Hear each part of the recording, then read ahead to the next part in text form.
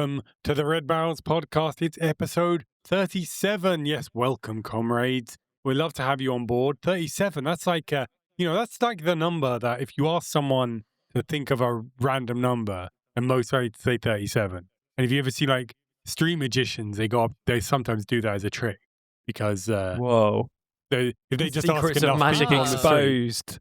Yeah, it's true. It's true. Whoa. But if they just ask enough people, someone's going to say 37 fairly quickly, so they get it that way. It's because it's got a three. A 3 is memorable, and both like very odd numbers. So 37. This is the most memorable episode. We did it. This is going to be down in the annals of history. We're going to be chiseled into granite. So probably we should like get on with it and introduce ourselves. It's me. I'm Alex. It's me right here. And who else? Who else is here other than me, Alex? It's me. It's Sofie. I too am here. Who else is here? Ed, thank you so much for listening to another episode of our podcast. We are so happy to have you. I can't even stress it enough. We love you so On a much. scale of It's so nice 1 to have to you 10, back. like we're at least at a 7 or an 8. I'm not going to oversell Yeah, it. We're like at a It's pretty 7 good. or an 8. Yeah. But We're I not think going to we're flatter pretty you, listener, to be I think we're honest. about yeah, me and Sophie won't flatter you. Alex is a 400,000 prone on that scale. Speak for I think we're yourself. He's 400,000 prone to a on that spate front. of flattery. Okay, yeah, we know that you do that. I'm Who's the listener? Fucking clearly, everyone knows I'm Nicholas? stringently a stringent commitment to accuracy, and it's around 400,000. Come on. I'm just scared it feels inauthentic, Alex. Me and Sophie are just so real with flatterer. it. You know? Man, I'm 7 I'm to as real 8, as it come on. gets. I'm as real as it gets. Everyone knows it. Everyone knows how real I am. And speaking of Anyway, so we've real, got some games to How talk about We've these got some games, really 'cause it's a interesting games games? episode. We had the news episode last time. Yeah. And next time we've got more games, but we got news. This is the games. Oh, it's Get so out, hard to Alex. keep track. So Come hard to keep track. on. You're the But this is a podcaster. games How is the one. listener supposed to keep track if you can't so keep true. track? I've let you down. Yeah. But we are talking about games. And first up, to talk about their games, plural, with Mark. I think it's going to be Sophie. It's me. Hi, listener. So I have been playing one game and watching a lot of other game, another game this week. Basically, We're all the having past trouble couple today. of We're weeks. all having trouble. We're all today. having trouble, you know. Those who may not know, I suppose this will be in 2 weeks. I guess 2 weeks ago, I was evicted from my flat, which I did post about on Instagram today. So, that's why I'm doing so rough today, okay? No, it'll be okay. But anyway, 2 games that I've been sort of involved with over the last couple of weeks. I'll first talk just a little bit about I've been loving watching people play Tomodachi Life on the Nintendo Switch. And I guess I have this weird default understanding of things that where I assume that things have existed and I'm just discovering them late for some reason. That like I kind of want to talk to my therapist about because like I have that for like movies, I have that for like books where like a couple often I will watch someone's like favorite movie and I'll be like, wow, this is really good. Or watch a movie that someone recommends and be like, wow, this is really good, and then discover that like it's a brand new movie. Like that's why they recommended it. I just always assume someone is recommending me a movie that they discovered like several years ago and are like, no, you should watch it. So for some reason I thought Tomodachi Life was like a re-release of a game that existed. It's not. It's like a new game.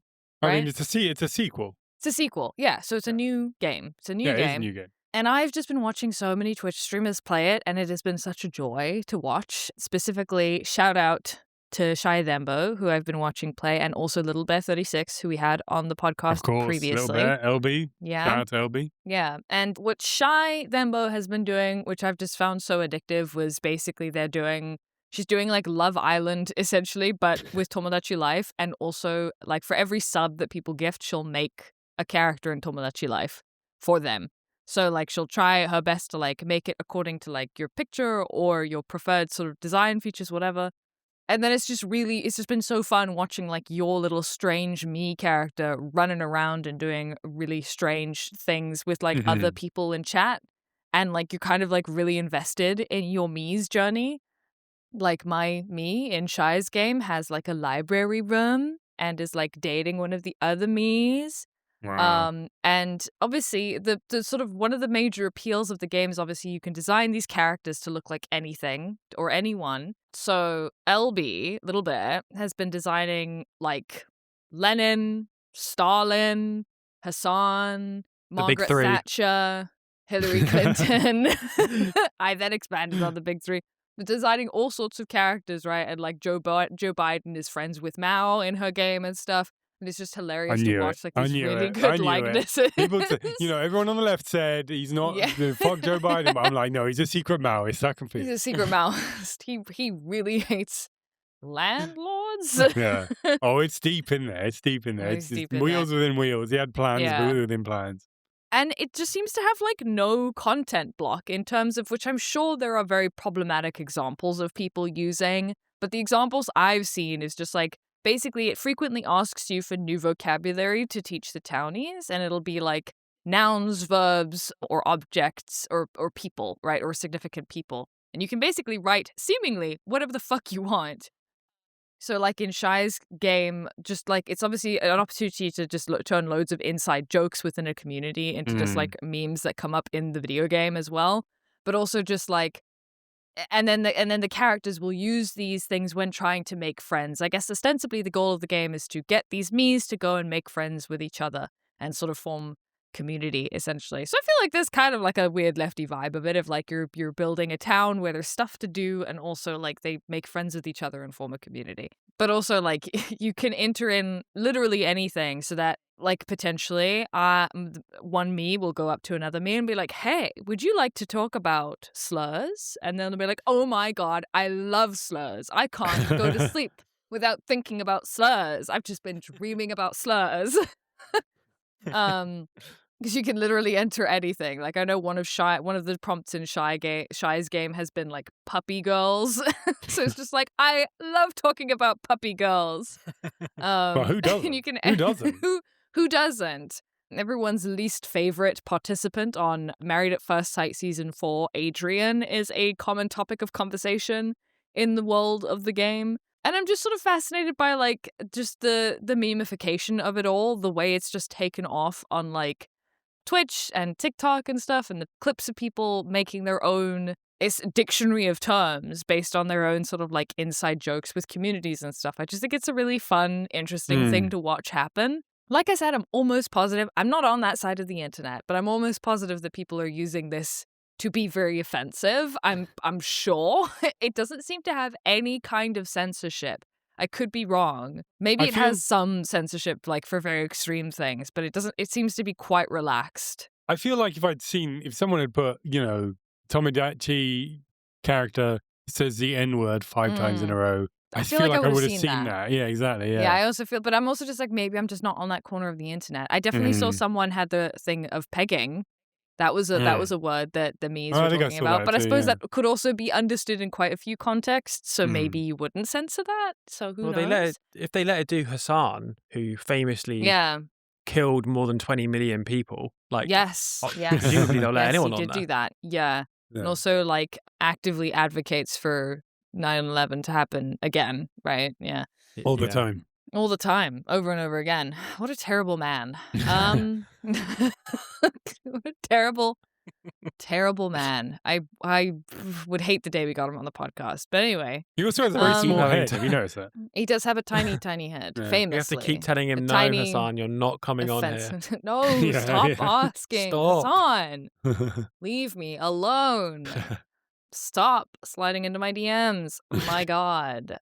Anyway. So yeah, I just wanted to bring that up as like an honorable mention. I just thought that was a cute thing that was happening on the internet as people are obsessed with Tomodachi Life. I was like vaguely tempted to get it for myself because I do have a Switch now, but it's £50 and that's so much money. There is a free demo, Alex has reminded me, but that's so much money for a full game. So alas, I think I'll just watch people play it for now.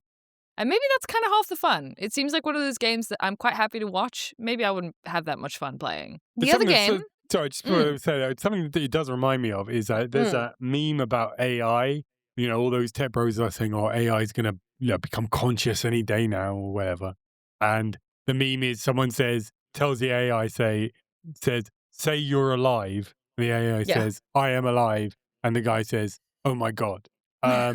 And it feels like there's a bit of that with Tomodachi Life, which is just like, Mhm. oh man, you made a character. You made I don't know who's a you made the guy from Kim from Disco Elysium, and Mhm. then he's saying like, I love Harry Dubois, the other guy from Disco Elysium, and he's like, well, yeah, you put those characters in, and you put in Yeah. the phrase, You I put in love the Harry words. Dubois. Yeah. So, But so there's it's just just like childish humor of like, oh, the computer said a dirty word, right? Like right back in the day where we all found Microsoft Sam and like the accessibility options that we opened Notepad and made it say dirty yeah. words, you know? It's Mhm. this like sick childish satisfaction of like, you said something silly. And like contextually inappropriate but grammatically correct. You That's know? true. Yeah, the other game that I have been thinking about playing, well, I think about and playing, has been Flock Around, which is a sort of friend slot, again, non-derogatory game developed by the same studio that I believe did Content Warning,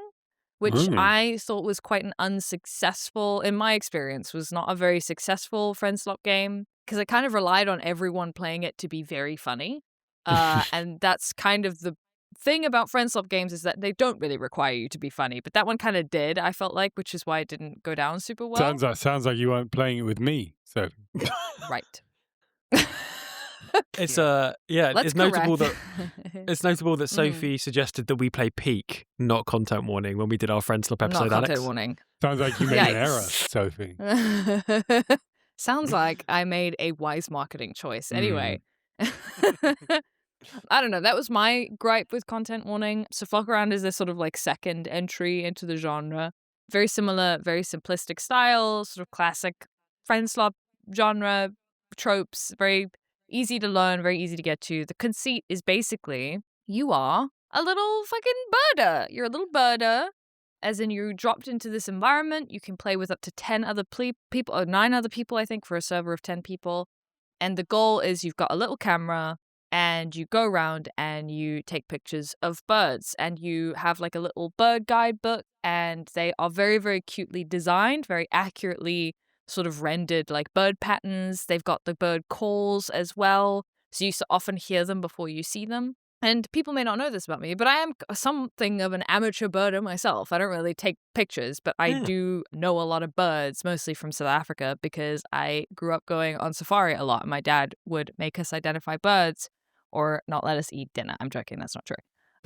Wow, that was going to get dark. Wow. Yeah, but Like he did use to... abusive bird watching father, just like you're just like, oh, What's that bird? Like, I you don't know, you Dad. like hear a bird call and you just cringe Is with it a like warbler? memories of your Yeah. of your terrible childhood. Yeah. First, he didn't let you have Nintendo growing up, and now this. Now this. It's a cruel, cruel man. But basically, we used to like recreationally identify birds a lot when we were kids, often by bird calls and stuff. So like, I like birds. It's something I do kind of recreationally do a little bit, is try to identify some birds if I see them often. And it's just so charming. It's a lovely, lovely entry. You can sort of, the gamification is that you have this guidebook of birds and you're trying to collect 4 pictures of several poses of like the front of the bird, the back of the bird, the side of the bird, and then like a special nice picture.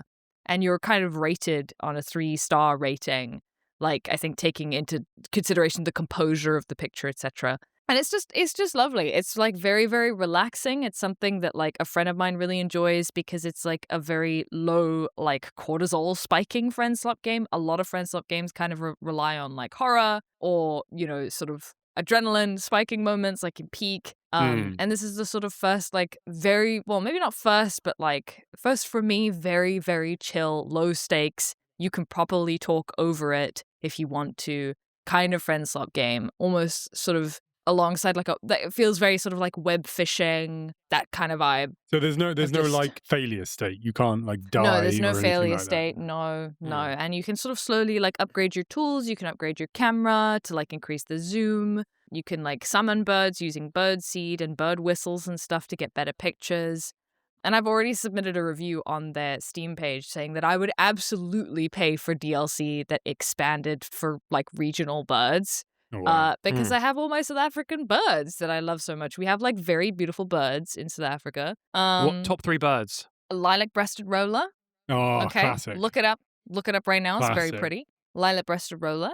Woodland kingfisher. Also very pretty. Also got a beautiful call.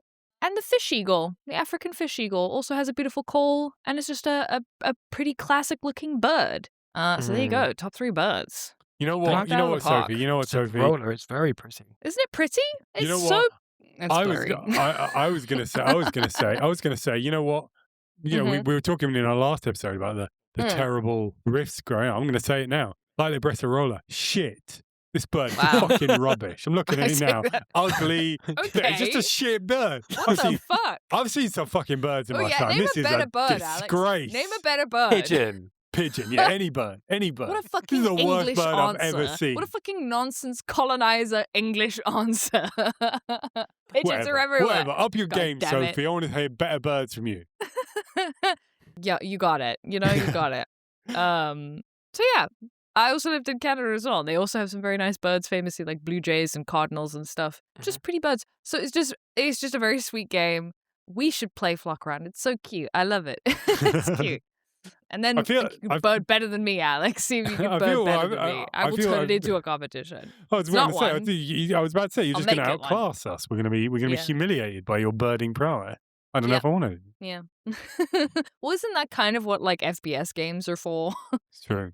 I can't play those, but I can play the birding game. You're gonna see a lilac-breasted roller and you're gonna shout "pwned," and we're gonna be like, "Oh man, 3-star lilac-breasted roller, hell yeah!" But yeah, that's kind of all I have to say about it. Really, if it's very cute, it's very cheap. I think I got it for £3.50 or something. So if that sounds like it's interesting to you, absolutely pick it up. It's very cute. It's very sweet. And if you're listening to the podcast, devs, I absolutely would pay for regional bird DLC. I would eat that up. And you just know that like amateur ornithologists everywhere would eat that shit up. They're a crazy, crazy bunch. I don't categorize myself as one of them because they get real weird. They get crazy. So bird people, they go wild. So any questions? What's your opinion on the RSPB? Because they did take the TikTok account? Well, yeah, but they took a weird leftist turn a couple of years ago, which I was very impressed. I'm kind of not surprised though, because I feel like any kind of environmental org should be inherently leftist. No, so the TikTok RSPB account is fucking fantastic. It's like an incredible meme account. It was led by someone for like the last 2-3 years who like recently did like an identity reveal. It was massive on TikTok. Maybe just my TikTok. I don't know. Who was it? Who was it? She like basically, I forget what her name was, but she basically ran another very popular meme account. She had like hundreds of thousands of followers on her regular account and then also ran the RSPB. And she revealed herself because she was actually leaving and they were getting a replacement. Which they're still going to follow like the same very sort of meme-y format. But that's a good TikTok account, genuinely. And it's cute. I will say, I asked who it was because I do actually know someone who I won't name, but worked for a prominent leftist organization and then left to go join the RSPB because apparently it was their great dream. They were maybe that's even adorable. more of a birder than you are, Sophie. Oh, I guarantee it. I don't know about I'm that. like very amateur. and it was like their dream to work for the RSPB. And then it was quite soon after that they started to veer quite heavily to the left on social media. So I always wondered if they were involved, but it was a man. I'm being ambiguous about the gender when I shouldn't, because it was a man, and I assumed it. And unless I've heard, big changes happened with them that I didn't hear about, that's not the same person who's running the TikTok account. Oh, yeah. Just the last thing I wanted to add was that, like, it does kind of feel very, very well timed because I did also recently see a TikTok like a couple months ago where it was like millennials, as soon as they hit 30, are all of a sudden super interested in birds. So that's also a thing. Yeah. That it's like people are getting into birds. Sure. And, I recommend it. They're fun. It's like a fun little thing. It's like a little natural collectible in your environment, right outside. You go outside right now, you'll see a bird. I mean, I'm not, despite my claims earlier, like Pokemon. I'm no bird. Yeah, it's like Pokemon IRL. Wow. It's very exciting. Despite my claims earlier, I'm no bird guy, but I always am Mm. charmed when I see one of the parakeets in London. That's always Yeah, yeah. lovely to see I that. love the crows here as well. I love what they get up to. I knew a girl in Japan who used to complain about getting repeatedly attacked every single day she went home by crows because she mistook her for somebody else who had tormented them. So she got attacked every single day on the way home from school. Oh, wow. And there's a really good book called The Genius of Birds. It's really good. Birds are real smart. Birds, man. Wow. Check them It's out. all about the birds. It's all about the birds. That's it. Yeah, it's true. It's true. That's a good summary of the game as well. That's it, yeah. It's all about the birds. It's just birds. I feel like, I don't know, should we made a joke about, women being birds, like calling No. women birds at some point? I don't know. We could have worked something out there that was like still respectful or whatever, but I think the reason I didn't was because it was there and I chose not to. And I think as the woman on the podcast, my say goes. Fair enough. I think you could have been like, it's a game about spotting birds. Not that kind, lads. But I didn't. I kind of wanted to put on a Cockney But then you accent did for it, just but I won't. slip it in there at the end there, Sophie. But it's what I didn't do. That's what. Yeah, it's true. It's true. It's true. That's what I didn't do. Anyway. Well, I think we might be done with birds. Not forever. We'll be returning to this inevitably in time, over and over again. We tapping hope. away at a window like a bird. That's what I was saying there. Anyway, it's Ed now. Hello. Speaking of covering things multiple times, I'm going to be talking about a game we've already discussed on this podcast. Blue Hell yeah. Prince. We had a very different response. No. Say it again, because I think we all spoke over you saying what the name of the game was. Blue Prince. Yeah. Hooray! Which, back in episode 9 of this podcast from May 2025, Alex gave his opinion on the game. Now it's time for me to set the record straight. No. Whoa! Are we going to be able to handle this level of discord and drama? It's just been a discord and drama pair of an episode. I doubt it. Yeah, after it received a couple of nominations at the Game Awards and it won the BAFTA for Best Game Design, I thought I'd check it out myself, So, yeah, Alex gave a good summary of the game. I have to hand it to him when we discussed it originally. But to remind you of the basics, Blue Prince is a 2025 puzzle adventure game from Doggy Bomb. In it, you're traveling through a mansion made up of 45 rooms, and your goal is to find the secret 46th room. Just to give a bit of the summary of the gameplay, each time you open the door to the next room in this mansion, the game semi-randomly selects 3 rooms, and you can choose which room you want to go into from that pool of 3. You need to make sure the rooms you are choosing give you more doors to continue through the house, and you need to balance this against picking rooms that give you various resources, like keys, gems, and steps. For instance, you might be choosing between a room that has no doors out of it but gives you multiple items, a room that has no items but lots of doors, or a room that may contain a puzzle which if solved will give you an item and also has one door out of it. Each of these elements are very important to balance as you progress. Keys, for example, let you unlock locked doors as you progress further into the house.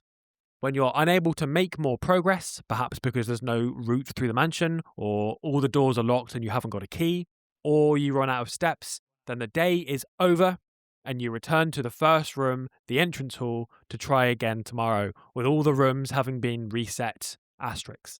And the game builds from there, as we explore and discover new room types that can have a variety of different, more complicated effects that I won't get into, and we discover a whole variety of different kinds of puzzles, all on our journey to the 46th room. That's the summary. So, why am I talking about it, even though we've already talked about it? Well, one reason is, I think I liked the game quite a lot more than Alex did when we talked about it a year ago. So I wanted to give an alternative perspective on it. Also, at the time we talked about it last year, we speculated a bit on the politics of the game, but none of us were really that confident what was meant to be going on in the game. Having played it myself, I have then read up on it, the lore, online. So I wanted to touch on that a little bit more, put some meat on the bones of that part of it. Now, I will warn you up front, I still don't really have a capital P, capital T politics take, a final politics take that I'm confident in, but I've got more that we can discuss. So, Alex, in episode 9, you said that you thought this game was, quote, pretty good, It was, quote, pretty interesting that you had previously enjoyed some Metroidvania games like Outer Wilds, but that you were a big hater of needing to take notes, that you, quote, had a low tolerance for randomness in games, and that overall you thought the game was pretty overrated and you were not that keen on it. So with that established as what I'm responding to, I'm going to start. Can I just say you're misrepresenting me somewhat? I will say that I specifically knew you said were going to say that. That's why almost everything I said was quotes. Well, I knew you were going to say whatever I said. I genuinely I don't like taking notes, but I said that this game kind of brought me around on it. And I was just like, okay, I think this justified taking notes, and you can go back and listen to the episode to find out why I thought that. And I will say I did think it was a bit overrated. I think I've come around a Pretty bit, but I think overrated it's was a direct quote. Not that keen on it. People were saying it was incredible. To be honest, as I said, I was really put off by the randomness, and I stand by that. I think the randomness is kind of Well, Alex, let's engage with the game bits breaking. as But we let's go. through. Here we go. Go on it. Take me down. I'm going to start with what I think is going to be a controversial take. I think the gameplay of Blueprints is better than the gameplay in Outer Wilds. I mean, now, it depends what you mean by gameplay, but sure. Don't get me wrong. I do ultimately think that the Outer Wilds is a better game overall. As a piece of art, I think it resonated with me in a way that Blueprints didn't. I sort of was strangely moving. But just in pure gameplay, I think Blueprints is better, or at least more suited to my tastes. Why do I say that? Well, because for virtually my entire Blueprints experience, I felt like I knew something productive that I could be doing. I had a direction. Why do I say this? Because for virtually my entire Blueprints experience, I felt like I knew something productive that I could be doing. I had a direction. At the start of the game, I was focused on trying to get to the room that stands out on the map, so I had that as a goal. Then I admit there was a brief period around the 2 to 3 hour mark when I managed to get to that room for the first time, and I realized that this wasn't actually the end of the game. And then I didn't really know what I was meant to do next for a little bit. I knew that I needed to find some levers, but I had no idea how to go about actually doing that.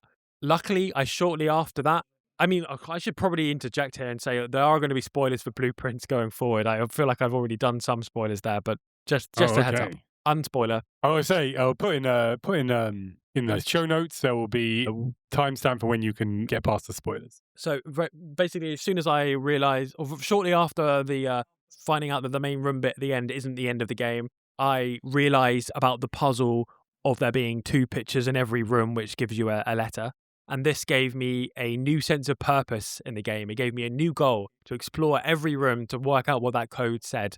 And that carried me through the entire rest of the game, because as I was slowly working on that puzzle, I was at the same time working out how to solve the main puzzle of the entire game. So yes, there just wasn't a lot of time in Blueprints where I felt like I had no idea if I was doing something even vaguely useful.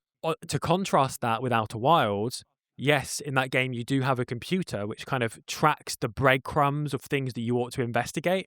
But those can be so broad that I ended up feeling directionless, or like I was just wasting my time for large stretches of that game. I'd spend like an hour investigating something, trying to go there at different times, or only for me to find out that I actually needed to go there later, or I needed to have been there even earlier, or had to have done a specific other thing before that like had the effect that it was going to have. And that made me feel quite frustrated a few times in Outer Wilds.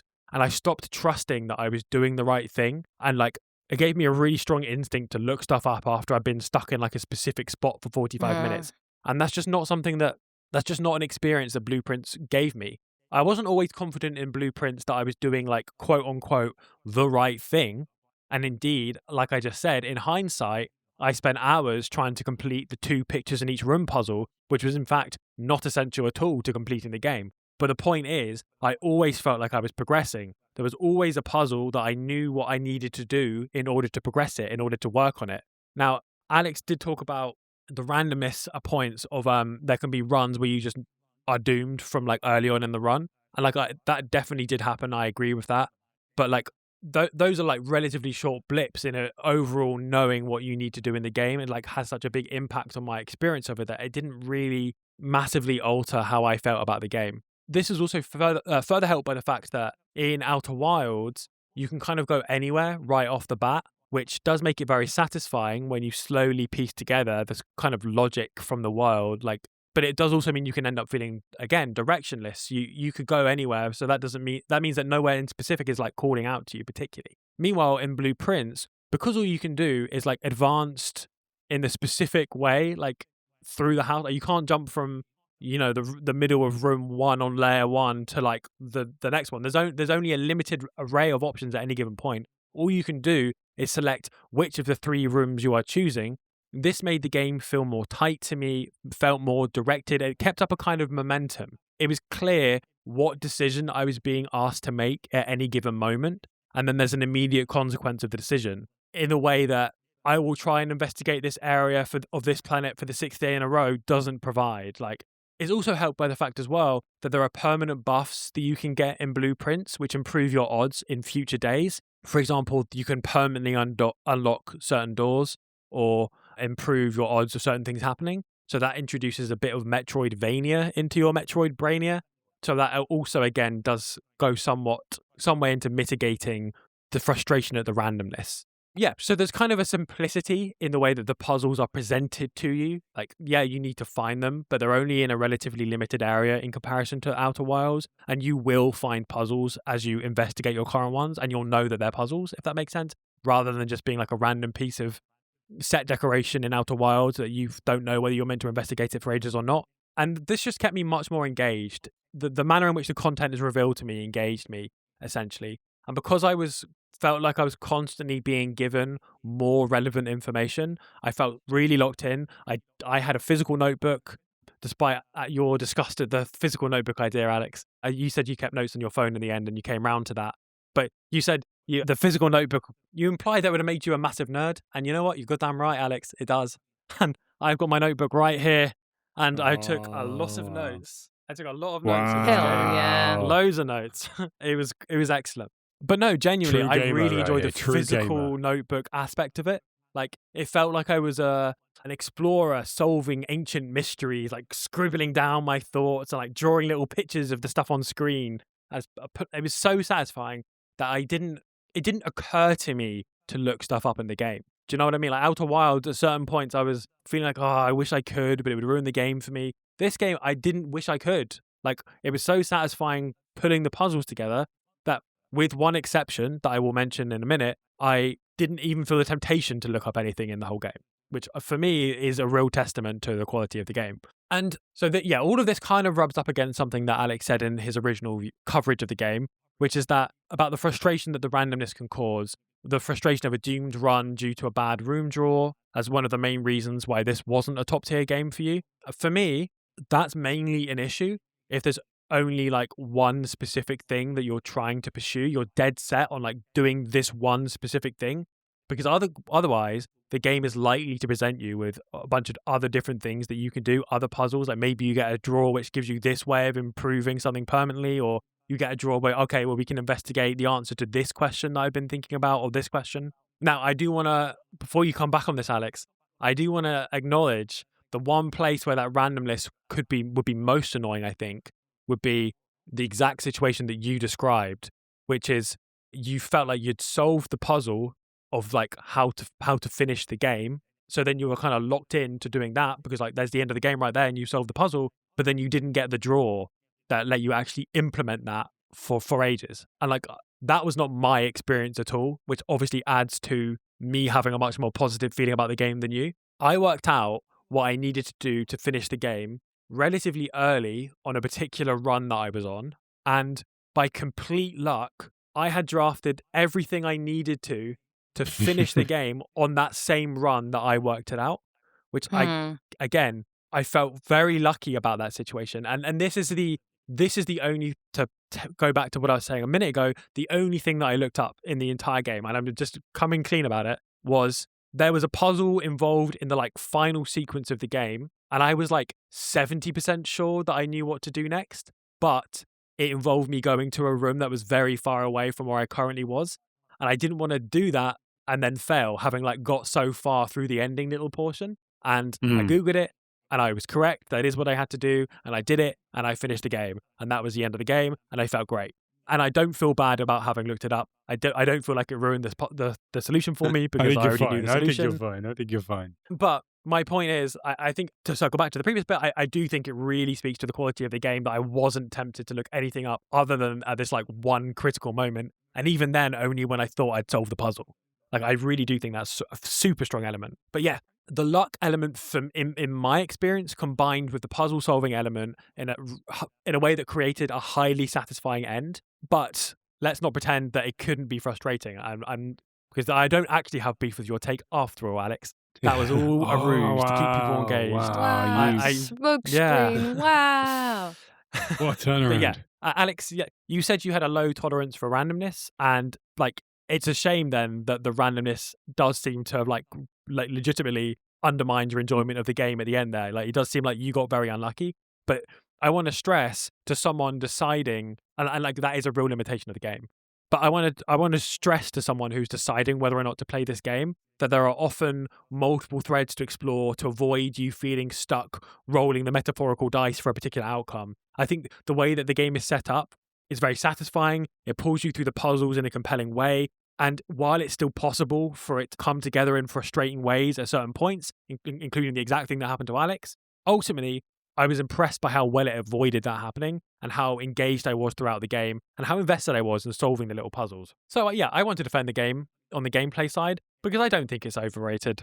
It clearly has the capacity to be unfair and frustrating, but I wanted to showcase that it also has the capacity to be very engaging and a lot of fun. And I would assume that my experience is probably more common than Alex's experience, hence it was so well received.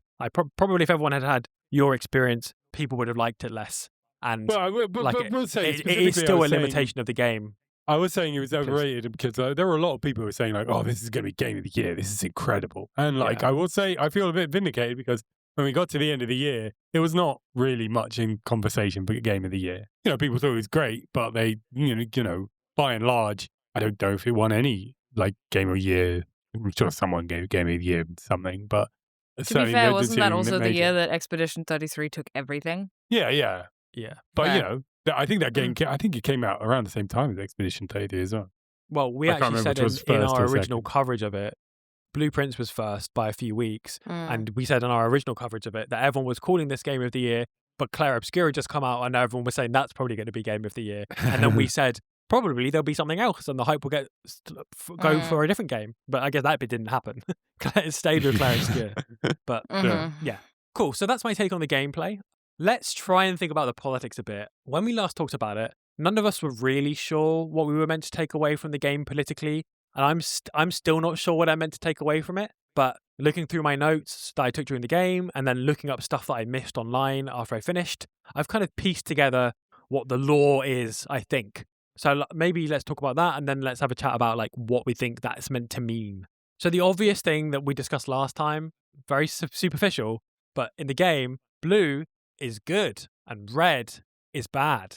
Now, as the Red Barrels podcast, we try not to take that too personally. But in most places, obviously, red represents the left, socialism, etc. But in the US, red means Republicans. So we were wondering if the red being bad was meant to symbolize either that the left are bad or that the Republicans are bad, or perhaps it's something more complicated than that, and perhaps it's something just entirely separate. But the reason why it feels like it's something worth thinking about is because the game certainly has a lot of content about the political context of the story. So I felt like there must be something, there must be some politics at play behind it, or else why would they have included so many books about the history of the area, and you can slowly unpiece through all kinds of clues what's happened.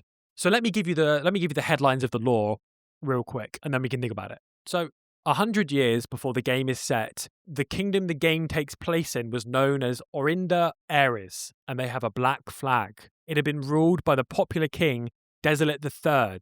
He was popular amongst the masses, but less so amongst the ruling elite who thought he was a populist. When Desolate III died, the elite took the opportunity to strike back, with one Prince Leeson of Fen declaring himself the new king. Now the rightful king was Desolate IV, who came down incredibly brutally on these rebels, which only rallied more people to the rebels' side. Eventually, after a 22-year civil war, in which Desolate IV only alienated himself further from the masses through his brutality, the Fen army, the rebel army, was victorious, and they renamed the kingdom Fen Ares and gave it its new red flag. But since coming to power and renaming the kingdom Fen Ares, the Fens have executed or exiled much of the old elite.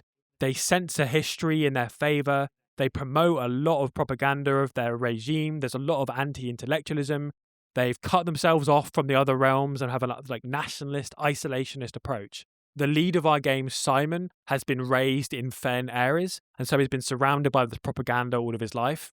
However, it's implied by pulling together various different bits in the game that maybe he might actually be the rightful king, descended from the Desolate line. But instead of taking on the black flag as their symbol, the family color that they're taking on is the blue flag.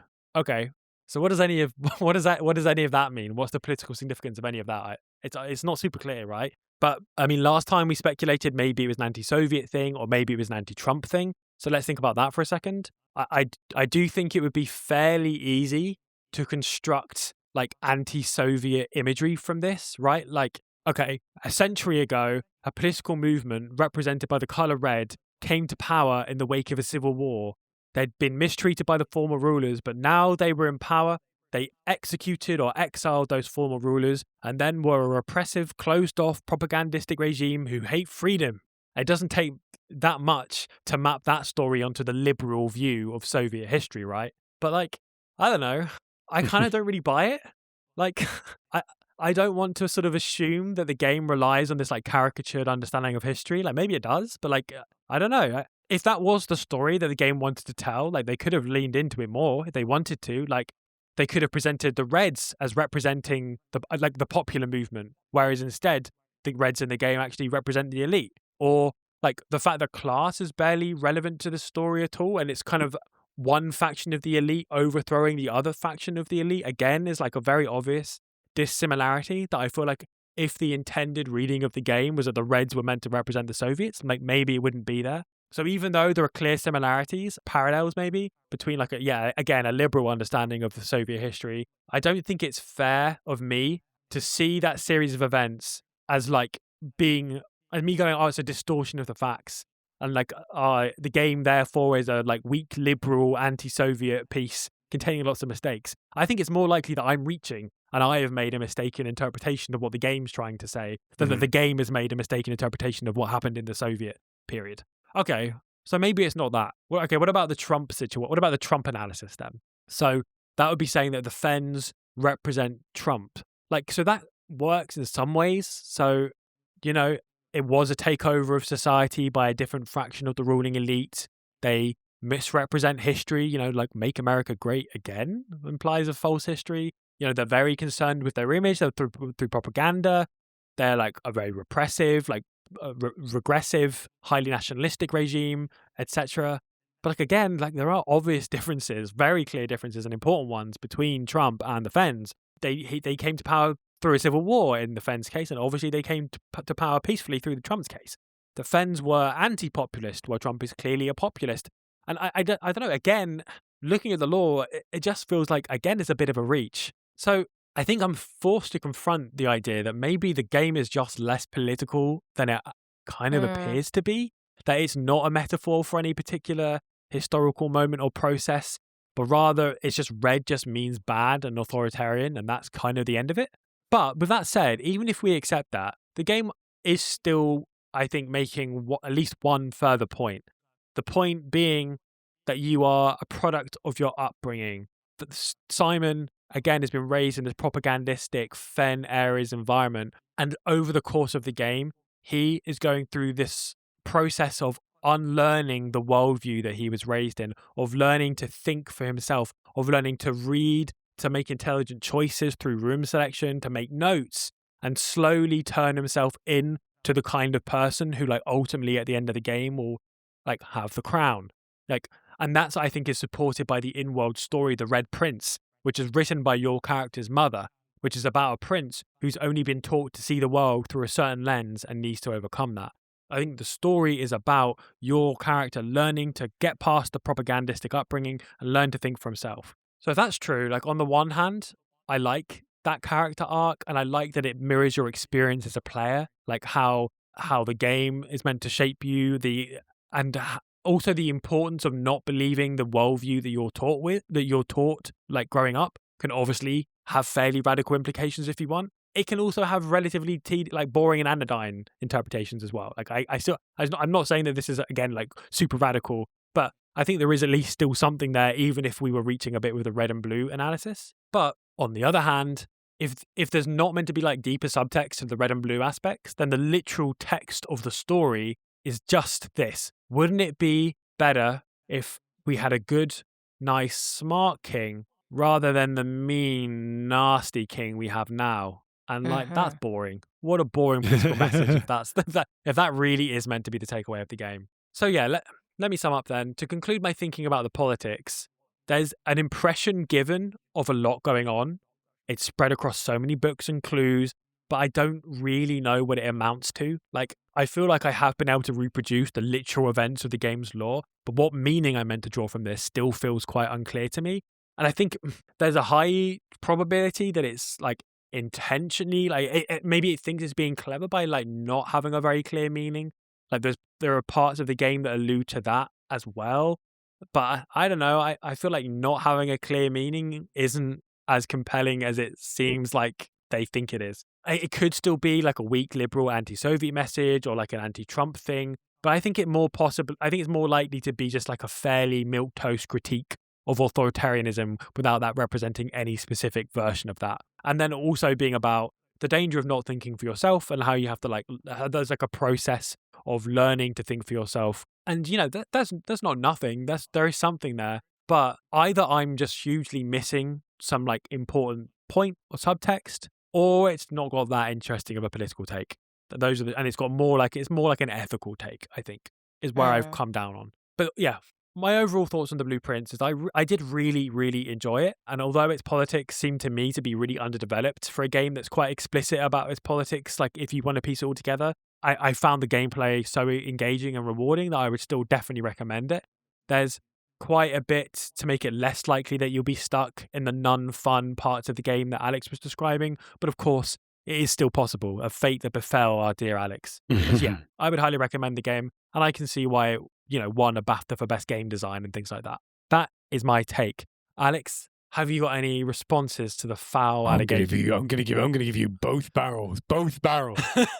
Both barrels. No, to be honest, I do have a different political take on it, and I do think. I mean, I don't think it's. I don't think it's like a straight. It's definitely not like a straightforward allegory. I don't think. Yeah, the red nation is the Soviets or Trump necessarily. But I do think I think there's something that you've missed a bit, which is. So just to be clear about what happened with me is that I finished the game. I will say an unforgivable thing I think about this game that I forgot to mention when I talked about it last time is that. And this basically is why I just quit playing the game. This is why I finished.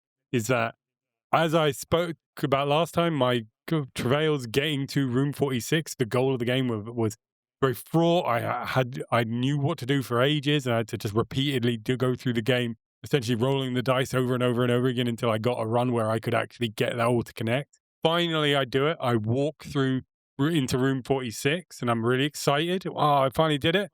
Can't wait to see what's in room 46. The game switches to a cutscene of your character going in there. And while a bunch of stuff happens, you do see in that cutscene the interior of the room.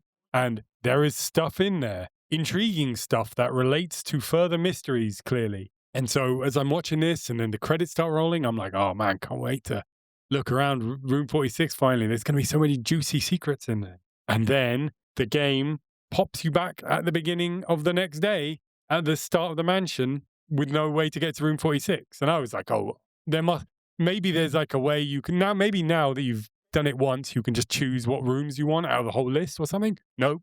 You still got to do it randomly. Oh, maybe there's just a shortcut you can get back to room 46. Nope. You have to do it again. After having finally got lucky enough to finally get there, to actually explore the room itself, I had to do that again. I had to get lucky again. And I was just like, at that point, I was like, fuck this. I've got room 46. I'm done. Even though I was really interested and intrigued by all the wider mysteries. And I do think that was just like, frankly, unforgivable. I think they should have found some way around that. But as I said, I was really don't agree with that assessment, because what you're saying is you stopped playing the game after you made the credits roll. Like, yeah. that's when you're meant to stop playing the game. But like you can keep playing and like 100% complete or whatever if you want.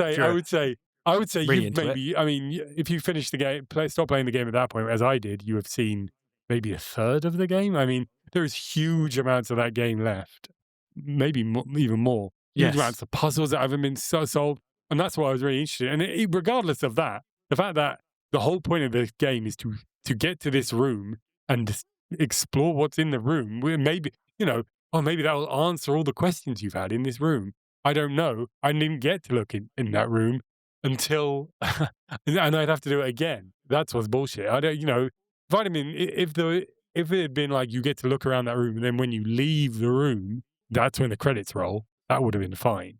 But what I did, as I said, I was really interested in the wider mysteries and everything. So I will give a shout out to the YouTube channel Games with Morgan, which I found, which is, I think she might be German, perhaps Scandinavian woman who just plays through this game. And then once she does have just a full playthrough until she gets through 46. And then all the rest of the videos after that are like edited together.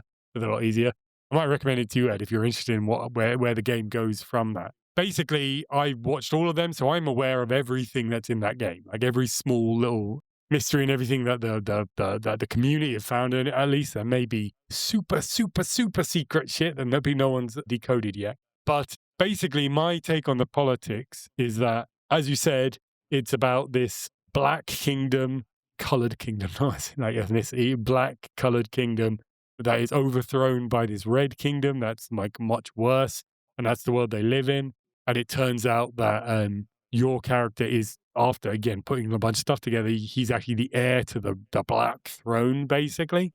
But instead of becoming the Black King or the Black Prince, instead, your mother, who has kind of been the secret architect of everything going on, and she was like a revolutionary or something against the red regime, she basically set it up for you to become the Blue Prince, the Blue King of this new thing. And so I think what it's saying is that, while this has come from the old regime, which is better than the current regime, what we should really be aiming for is a new regime, a brand new regime, rather than just rehashing what has happened in the past. So I think there's maybe something, if you translate that to the current situation with in America, got like Trump is bad, but like the old regime, which was maybe better with like the Democrats, but this is saying maybe we need to not go back to that. We need to forge a new path. So I think it's maybe a bit more leftist. I mean, assuming that the new path would be on the left, but I think you probably would do by the vibe I get from this game.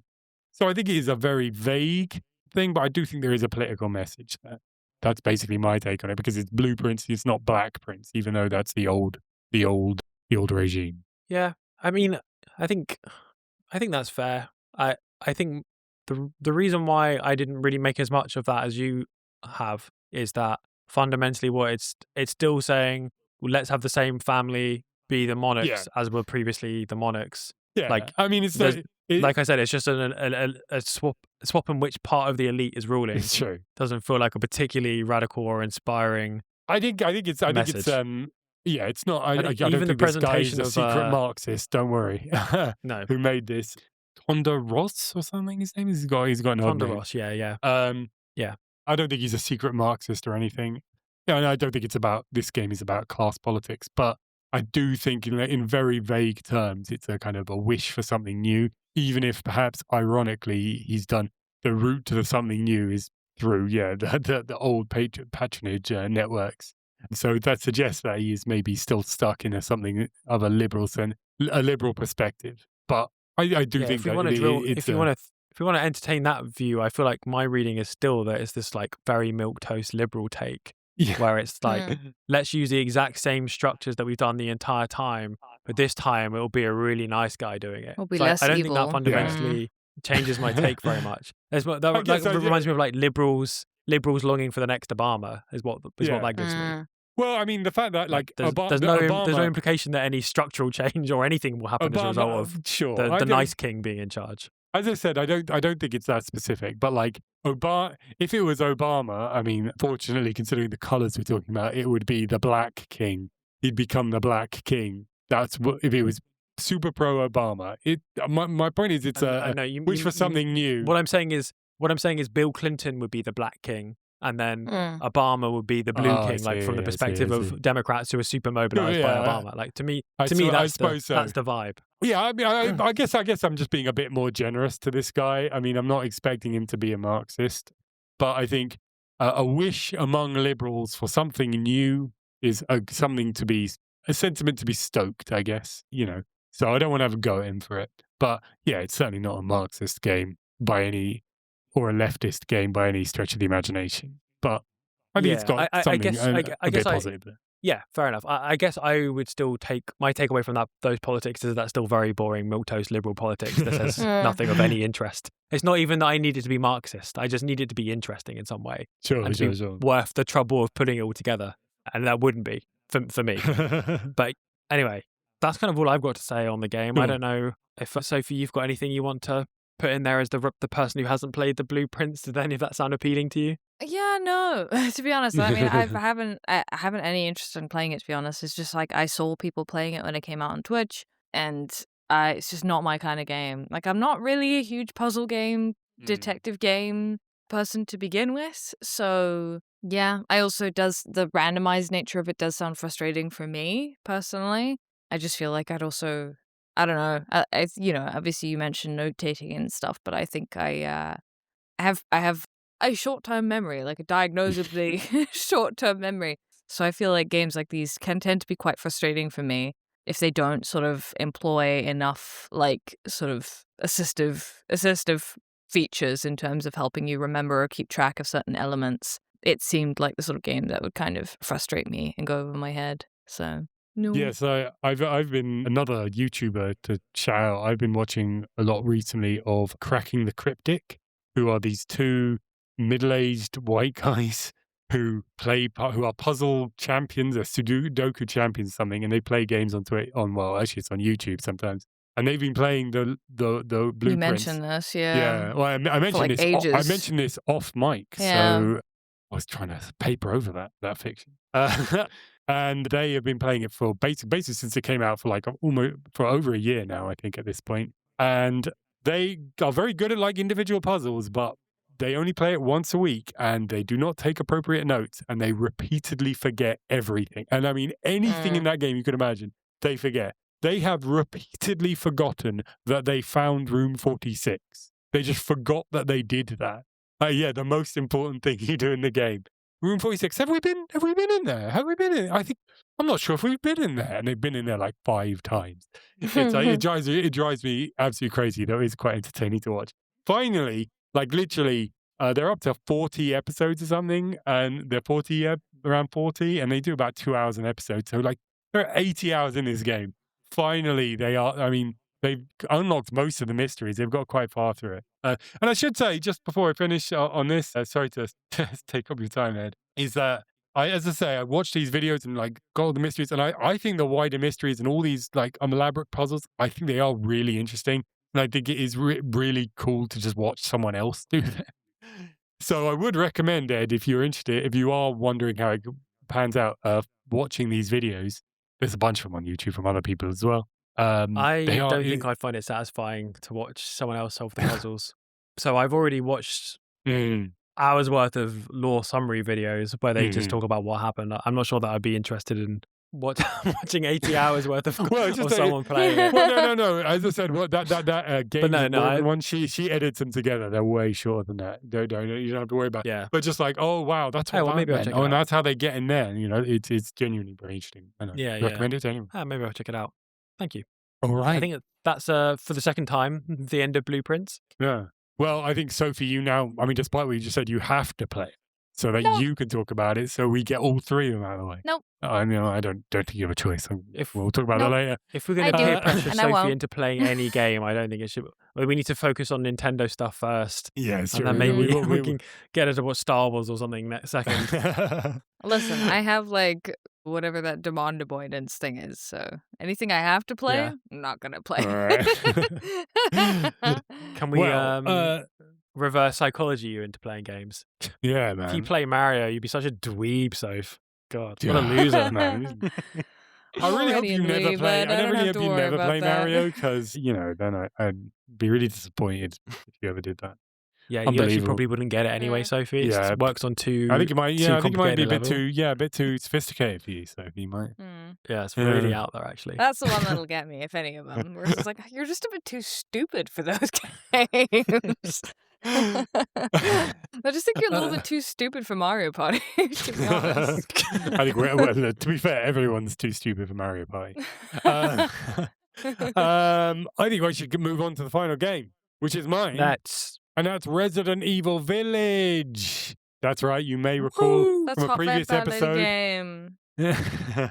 Yeah. Oh, yeah. There's a tall lady in it. She's real tall. She's a big As girl. I'm sure Ed can inform us what episode it was that I talked about Resident Evil 7. This is the sequel. It was episode 31. Oh, yeah, episode 31. The V, the I, and the two long bits in the two L's make up an Roman numeral 8 in the logo. So this is, in fact, Resident Evil 8.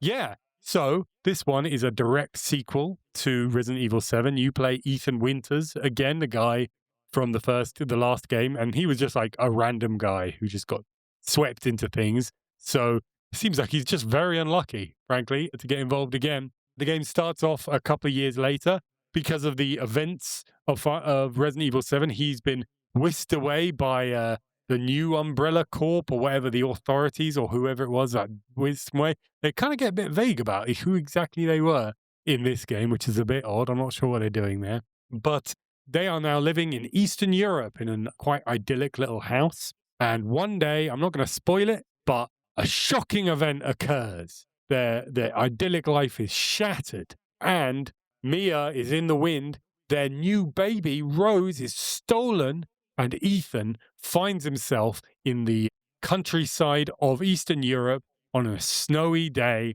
encountering what as the title suggests, a village. So you start off in this village. No! Yeah, I know. You start off in this village, and if you think of the words Resident Evil and you think of village, you probably, and you know anything about these games, you probably associate it with Resident Evil 4, which famously has an opening in this rural village where you are chased down by these they're not quite zombies, but they're practically zombie monsters.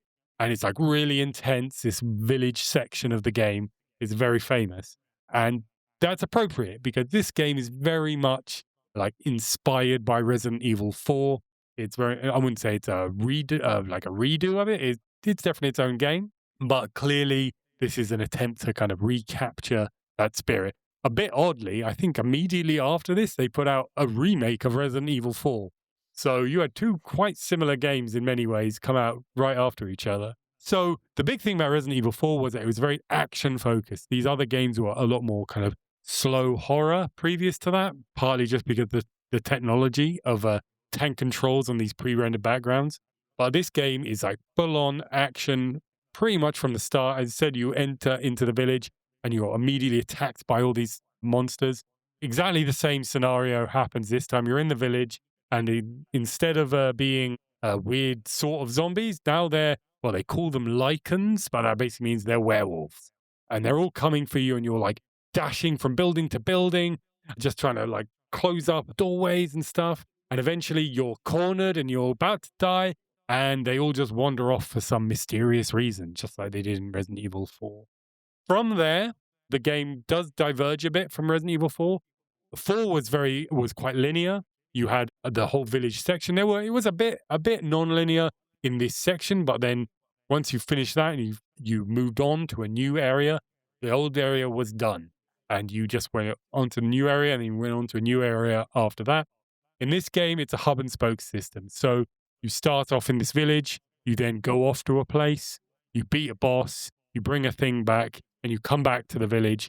And once you're back, the new doors are unlocked because you have new keys and stuff. Maybe you have some new abilities. Sometimes different things are actually happening in the village now. that you have to deal with. So, and there are basically 4 things you have to go do, and that's basically the kind of gameplay loop. You go off to this place, you do some stuff, and like I would say, these places are very extensive. It's hours and hours of gameplay there, and then you come back, do stuff in the village, go off to the new place, and so on. So that's the way it kind of works, and overall, it's really good. I would say the game, certainly gameplay wise. I mean, overall, I enjoyed this game quite a lot. Like Resident Evil 7, it's first person again. So it's basically an FPS at times, because it is a lot more action focused. You have a gun from very early on, and you're shooting that gun is pretty much what you use all the time for everything. So it's basically an FPS. I will say there is DLC for this game that includes a third person mode. So if you really want to play this game in third person, you can do, but you do have to pay more because it only comes in the DLC. It's a very pretty game, like the last game. They've done a really great job of kind of from 7 onwards, just like not only making these games very attractive, but also keeping scaling them up. So this was a kind of PS4, PS5 kind of cross generation game, but it looks really good on PS5, and I think it's got PS Pro editions on it as well, PS5 Pro. Just a really attractive game. A lot of the interiors are just really beautiful. The second area, which we'll talk about in a minute, is a big elaborate castle and has all these really intricate little rooms with all this stuff in them. Yeah, just really, really a very attractive game. And in general, I should say, Capcom, who makes this, I've just been hitting out of the park recently. They are probably the single most impressive kind of developer this generation, because they've just put out a load of games that have all been pretty much very well received. The most recent Monster Hunter is pretty much the only exception. Everything else, everyone pretty much agrees is good to great, and they're doing it pretty frequently. Just recently, Resident Evil 9 came out, and we'll be talking about that. I'll be talking about that at some point, I'm sure. But everyone says it's great. Pragmata, another game, came out almost immediately after. It has got great reviews. They've been really doing incredible work. So shout out to Capcom. Well done for doing well in a difficult game industry. But anyway, as I said, like Resident Evil 4, you go to new places, and very much like Resident Evil 4, you go straight from the village to a castle. And this is Lady Dimitrescu's castle, the famous, very tall lady with very large breasts and quite significant behind as well. They're going all out on this lady. She's also wearing a big hat. Don't forget the hat. Most importantly, though, she big. She's very big. She's a very tall lady. She tall. It's kind of hard to, you don't really realize it in the cutscenes, and then when you see her walking around the castle, she ducks incredibly low to go under door frames, which is quite entertaining. Yeah, I don't know. It's a bit, to be honest, I've been hearing so much and saw all the memes about this woman back when this game came out. I was a little bit disappointed. She's not in the game that much. Her section, she doesn't appear that often in that castle. And I mean, spoiler alert, she's the bad guy. You kill her at the end of that section, and then she's done. I feel like if they realized just how much people would love and lust after her, they probably would have, I don't know, made her the main baddie of the whole game or something. But instead, she's just the baddie of our hearts in the other meaning of baddie. Maybe they'll bring her back. I don't know. To be honest, the appeal is somewhat lost on me. There are guys who like very tall women. I'm not one of them. Not in any wide-scale way, but I certainly don't. Not to a level of fetishization. Am I into it? So I don't really have the love and other attractions in my heart for her. But she is a very entertaining villain who really chews the scenery. And yeah, she's to be honest, all the characters in this game are very entertaining. They're they've got really fantastic facial animation all across the board. And yeah, it's just a very kind of a fun game. Overall, the game is sort of going for kind of a bit of a variety pack as well of all types of horror games. There's a whole one of those 4 sections that you go off takes you off into a separate manor off in the distance, and all your weapons are immediately taken away from you. So you have no way to fight back. And it's entirely, very clearly going for the kind of more popular now horror games where it's first person and you're exploring environment, very much like PT. You can't fight back. There's no fighting or anything. You just have to run away from some stuff, and it's all about the vibes. very much riffing off of other Silent Hill games as well, and other kind of things. It seems very much a homage to kind of modern non-Resident Evil horror in this whole little section. It's all about creepy dolls as well. The dolls are very creepy, and that's just an interesting kind of take for Resident Evil that doesn't usually do stuff like that. After that, it kind of falls more into familiar territory, just like Resident Evil 4. It finishes up in a kind of industrial environment. You're in a factory, and inevitably the firepower ramps up. By the end, you basically have a machine gun. So it's pretty classic in that regard. But overall, and to be honest, the game does drag a bit, actually, in that last section. But overall, it is very interesting. But I will say, having now, I was never a big Resident Evil guy. I did play Resident Evil 4 when that came out, but then I didn't play another one properly until Resident Evil 2 Remake when that came out. And then you've heard my other Resident Evils on here, Resident Evil 7 and now this. So now I feel like I've got a fairly big grasp on the style and the way the stories are. And I've got to say, the story is kind of just nonsense in all of these games. That's what kind of surprised me. I knew the story was pretty campy nonsense in 4, but I thought that was like the non-serious one. But really, they're all just kind of a joke. And I find it odd that like people are like, oh man, he's like, Wesker going to be in the new Resident Evil? They're going to bring Wesker back, like characters like that. And I'm like, I don't particularly care. None of the characters are particularly interesting or exciting. It's just campy nonsense. They just kind of throw everything at it. There's nothing really to grasp onto. There's clearly no overall through thinking of what the overall Resident Evil story. Like, there's no way they were thinking of Resident Evil 8 in any serious, like what happens in Resident Evil 8 in any serious way when they were making Resident Evil 7. And even then, even if they were, it wasn't a terribly ambitious dream, you know? The stories are fun, but they are not any more than that. I have no particular interest. Like, there's a new Resident Evil film coming out at the end of this year. I think a trailer literally came out today or yesterday. Well, I haven't even watched it. I don't particularly care. I don't have any particular interest in seeing the lore of Resident Evil represented on screen. Maybe it might be a good film, but I'm not like, wow, what are they going to do with this? Like, who cares? It's just a nonsense, really. There is something that is weird, a weird theme, though. Something I didn't mention when I talked about Resident Evil 7 is that early on in the game, as I mentioned, it was made for VR, and you can actually play this game in VR as well. And they did a lot of like close-up stuff, like horror stuff. And as part of that, early on in the game, Ethan, your character's left hand gets like cut off.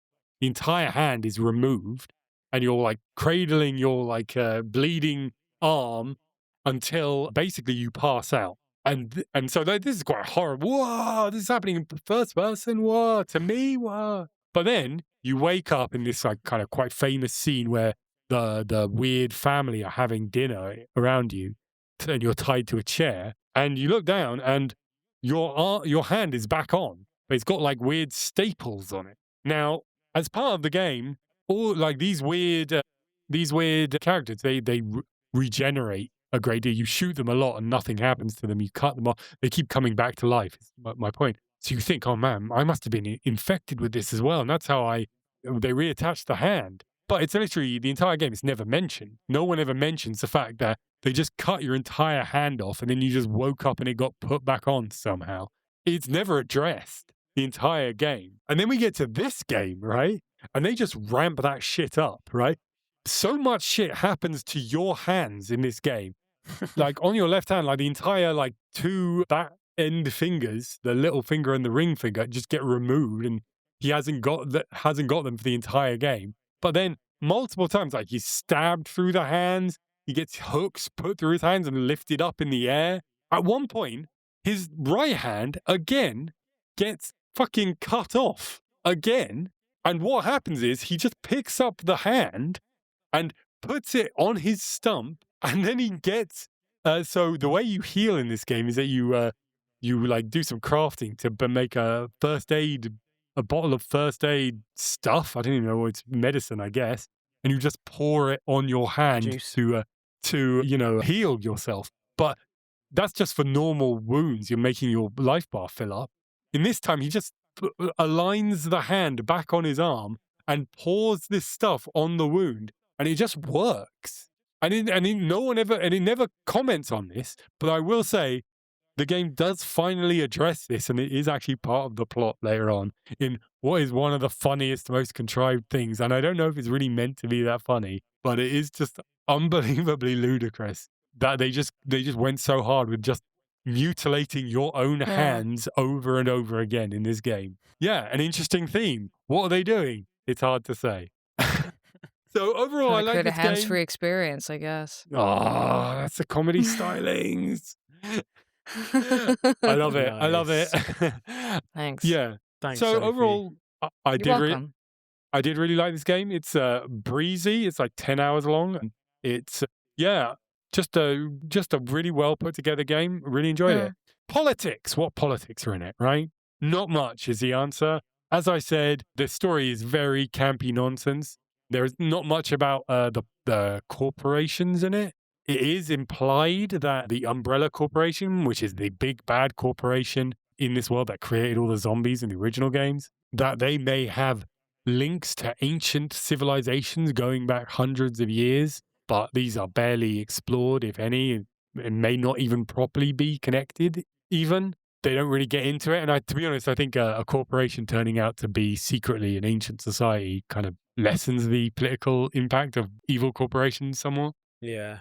The evils of capitalism. It's just like, yeah. Oh, there's evil. Oh, it's just don't worry evil. about it. Don't worry about it. They're super bad, mysterious evil rather than the more normal kind of evil that everyone else is. Yeah, as I mentioned, in the final area is industrial. It's literally a factory, and it turns out that the guy running it, who's one of the bosses, basically, he is basically they took all the villagers, all the enemies in the game are people from the village who got horrifically mutated into various things, including werewolves and even Lady Dimitrescu. They're vampires. They were also originally villagers and so on. And basically, this guy's taking villagers and turning them essentially into zombies with like metal implanted in their head so they can ostensibly be used for weapons or something. And he's probably going to try and sell them. So he's trying to build up a little business of his own. So that's another thing. But that's literally exactly what Umbrella was doing in the old days. So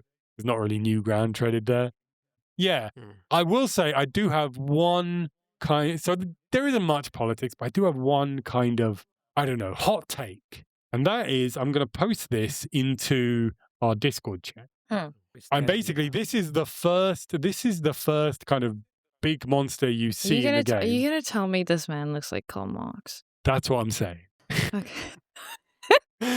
This guy kind of looks like Karl Marx if he was a monster, right? I mean, it also kind of looks like Einstein by that logic. Well, I genuinely think maybe they just didn't like maths. I think he looks more like Karl Marx than he does. And I mean, I will say, he appears to be wearing a linen jacket, so take that under advisement. He's holding a hammer, which is, one half of the hammer and sickle. And there are other enemies that attack you with sickles, is worth saying. And in general, I don't think this is really a commentary, even if it is meant to be inspired by Marx, which it probably isn't. But even if it was, I don't think it's really meant to be comment on Marx, but I think they're just kind of picking up on Eastern European vibes and like communism is a thing that is associated with Eastern Europe. And, Karl Marx, depending on where, he's German, depending on where you draw the line of Eastern Europe. So, that's kind of what I think they might be going for. I did kind of, he, as I said, early in the game when you are attacked by all these werewolves and then they all stop and they just all leave. Just before they stop, this guy turns up and he like slams in front of you and he's going to attack you. And so he's like very prominent in your face. And I'm like, holy shit, that guy does kind of look like Karl Marx. So, Well, I personally, I enjoy how Marx-brained you are. I think that speaks well to you as a man, Alex. Very charming. Regardless of their I'm intention, looking for him everywhere. I'm proud of you. I'm proud of you for seeing him there. I see Karl Marx in in the smile of every child, in every kindly old lady, and in every werewolf monster. I'm just built that way. Yeah. I'm just built that way. Better leftists than all of us, I guess. Exactly. Yeah. In many ways, I am the greatest of all Marxists. Mhm. And on that proclamation, I feel like Marx would hate that proclamation. I feel like he wouldn't like you if he knew that you said that you were the Lol. greatest of all Marxists. well, what can I say? What can I Also, say? there is Hmm. a voice actor in the game Oh, called Connor Marx. coincidence? I think not. It can't possibly be. I think it might be a coincidence. Yeah. Yeah, it might just Can't actually be possibly be. just a small I should say actually coincidence, to be before we honest, finish up, like what has my adventures in Resident Mm. Evil interested either of you two? Do you have any opinions or former history on Resident Evil? I mean, I've been interested in it for a while. I've never played a single one, and Mm. I've heard that is a travesty, and I do believe it probably is. It's one of the very few that I agree with. Because there's well, I mean, that one has vampire. This is the only game with vampires. I will say that. Yeah, I feel like that's the only one I'm kind of interested in because it has vampires. But I do have 3. I think the remaster of 3 Oh, or really? something. My Steam's not- not open. I've not played that But- one. People don't think highly of the remake of 3. I'll say that. Maybe I've not played 3. I don't remember. I think 2 I is have. good. If you have 2 is good. I don't remember which one I have. Yes, I have 2. I have the remake of 2. So, it's a game that I want to get around to playing. A lot of people think I like horror games. I don't particularly like them. I like horror novels. Mm. And I don't really like horror movies. So, not a huge horror game fan, and I think I've never really wanted to play them on that basis. So just like, I don't really like horror games that much. But I do feel like it's probably something I'm missing out on. And especially when everyone is playing 9, I really felt that FOMO. So yeah. I will say the only vampires in this are lady vampires, which may affect your opinions on that. A little sadly. bit, yeah. I don't have as much theory about lady vampires, but I'm not opposed. No. Yeah, I would feel, say in I feel general. quite tempted by what you've been saying, Alex. Made Yeah. Resident Evil 7 and 8 sound like things that I'd be up for playing. I've played 4 and 5, but not for a long time. Like I played 5 on the Xbox 360 for an indicator of how old, and 4 I played on the Wii. So like it's been a really long time. But I'd definitely be up for trying out the series and this like more. And this is sort of made me think maybe I should like seriously think about why I'm putting those on my list of games to play. Yeah, I would recommend 2. I mean, 2's a really good. I mean, the rumor is they're going to remake. Basically, they are going to remake every single Resident Evil game. That's very clear. So they're going to redo 1. They're going to do Code Veronica. God knows when they have fun doing 5, and probably do 6 as well, because 6 is famously just a big mess. So they'd probably quite like to redo it. But you might want to wait till 1 to come out, especially you, Ed. But 2 is still very good, and it gives you a good vibe from the whole series. From what I've been able to tell. I mean, they did remake 1 in like the noughties, didn't they? Like 10 years or maybe less than that after. A more comfortable version of it. I talked about this last time we did Resident Evil, but like I played that. I had it for the GameCube back when it came out, but that was going to be my introduction to Resident Evil. But I just could not. That still had tank controls and pre-rendered backgrounds. Yeah. And the pre-rendered backgrounds are very nice, but I just could not handle the tank controls. So I'm basically holding out for a new remake of 1, which is apparently in the works, which is proper 3D. Maybe. I'm sorry, purists. I know I'm letting you down. I'm sorry, but I just can't handle the tank controls. Damn. I know. We lost I'd let you a large section of our audience through that. They're gone. Well, maybe if we've lost them, maybe we should lose ourselves in the end of the episode. I think Just get lost. I think we might be done. As always, we would Alex really, is truly really, not a tanky. as always, we would truly, desperately wish and hope that you spread us around on social media, review us on Apple, review us on Spotify, review us on Letterboxd, review us on Amazon, for the things. Just like start creating, go into other films and just review us in there. Doesn't matter. Products on Amazon, just review us in any avenue that you have to review things for anything. Make sure you review us, and obviously positively. I would say somewhere in the region of 600 million stars on a star count is what you would probably want to give us. Maybe somewhere a bit below that. But it's up to you. It's up to you. As always, you can find us on the internet at Red Barrels Pod, on Twitter, on Blue Sky. You can find us at Red Barrels Podcast. twofer.bsky.social. You can find me on Twitter again at AlexDean, AlexDuin, and the same thing on bluesky.bsky.social. Sofie, how can people find you? They can find me on Twitch. I stream there once a week. Twitch.tv/SoFreely. What about you, Ed? You can find me on Blue Sky at Not a Lemon and on X at Still Not a Lemon. He's still not a Wow. lemon. You can't take that away from him. They tried. He's still He not. kept it up. Haters. Well, with all that done, You're and goddamn right. of course saying thank you again to Brilliant Drink for the music, which you enjoy and I enjoy and Sofie enjoys and Ed enjoys and everyone enjoys because it's basically the best music ever written. With that done, we are going to be saying goodbye. Bye.